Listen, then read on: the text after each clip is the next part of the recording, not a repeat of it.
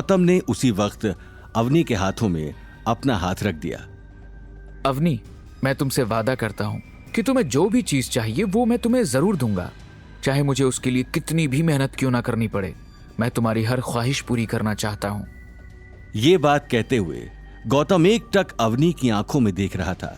अवनी को गौतम की आंखों में सच्चाई दिखाई दे रही थी, लेकिन साथ ही वो गौतम के मुंह से बात सुनकर और गौतम का ये रूप देखकर हैरान थी। चलो चलो, अब रात बहुत हो गई है, कल हो सकता है मॉम के साथ हमें भी जाना पड़े।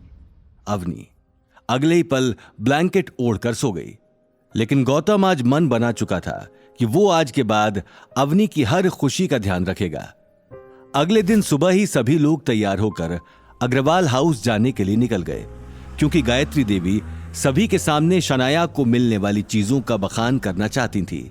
इसलिए उसने गीता के साथ साथ परिवार के हर सदस्य को बुला लिया था। लेकिन कुछ ही देर में जब गौतम, अवनी, गीता और अनिल अग्रवाल हाउस पहुंचे तो वे लोग सभी को वहां देखकर हैरान हो गए। अग्रवाल हाउस के लिविंग रूम में परिवार के सभी लोग मौजूद थे, यहां तक कि शनाया का होने वाला पति सिद्धार्थ पंडित भी वहां मौजूद था। सभी की नजरें गौतम और अवनी पर ही टिकी हुई थी। उनके अंदर घुसते ही परिवार के कुछ लोग आपस में हंसी ठिठोली करने लगे। अरे गीता, आओ आओ, मैं तुम्हारा ही वेट कर रही थी, आ जाओ। वैसे भी घर के सब लोग आ गए हैं। मैं अभी शनाया के विला के बारे में ही तो बात कर रही थी। ये देखो, मैं तुम्हें भी फोटोज दिखाती हूँ। ये बात कहते हुए गायत्री देवी अपने मोबाइल में सभी को एक शानदार विला की फोटो दिखाने लगी। गीता की आंखों में गुस्सा था, लेकिन वो जैसे तैसे अपने गुस्से को काबू किए हुए थी। वो अच्छे से जानती थी कि अब उसे किस तरह के तानों का सामना करना था। वहीं दूसरी तरफ नील और शनाया मिलकर गौतम और अवनी का मजाक बनाने में लगे हुए थे। भाई, इस आदमी को तो पता है कि यहां इसकी बेइज्जती ही होने वाली है, लेकिन फिर भी ये मुंह उठाकर आ जाता है।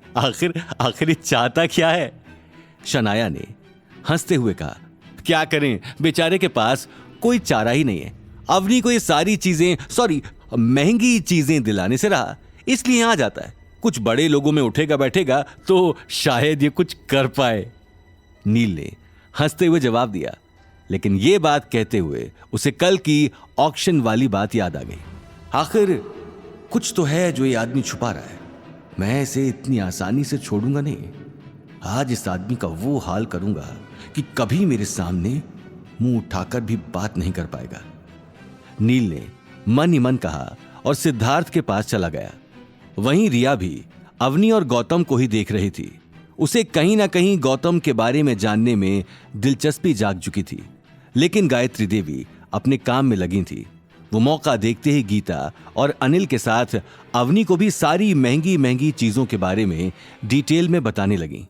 हाँ मासा, सच में हमारी शनाया तो राज करेगी। इसके तो भाग ही खुल गए। शनाया के ससुराल वालों ने कोई कमी नहीं छोड़ी है, छोटी से छोटी चीज का भी ध्यान रखा है। ये कहते हुए गीता सामने रखा नेकलेस देखने लगी, जिसकी चमक बता रही थी वो बहुत महंगा था। हाँ, क्या करें, अब हर किसी के भाग्य में ये सब नहीं होता। मैंने तो तुमसे कहा था कि अवनी की शादी भी ऐसे ही किसी बड़े घर में करो, लेकिन तुम लोग तो इस गौतम को अपने घर में रखकर बैठे हो, जैसे ये सांड जैसा आदमी घर पर बैठकर सोने के अंडे देता हो। ये बात सुनते ही सभी लोग जोर जोर से हंसने लगे, मगर गौतम ने कोई रिएक्ट नहीं किया।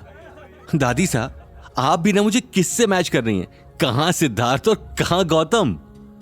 शनाया ने मौका देखते ही गौतम के ऊपर ताना कस दिया। अब क्या करूं बेटा, मुझे तो सब देखना पड़ता है।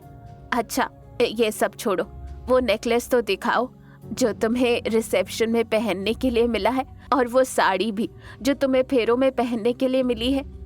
शनाया ने एक महंगी साड़ी और डायमंड का नेकलेस गायत्री देवी को पकड़ा दिया।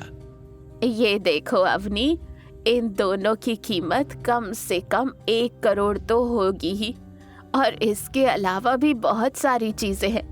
तुम देख क्यों नहीं रही? तुम ले नहीं सकती? मेरा मतलब गौतम तुम्हें दिला नहीं सकता तो क्या हुआ? तुम देख तो सकती हो ना, आखिर शनाया भी तो तुम्हारी ही बहन है। आगे की कहानी जानने के लिए देखिए अगला एपिसोड सिर्फ पॉकेट एफएम के यूट्यूब चैनल पर और रॉयल वारिस के सारे एपिसोड्स को सुनने के लिए डिस्क्रिप्शन में दी लिंक से डाउनलोड करें पॉकेट एफएम ऐप।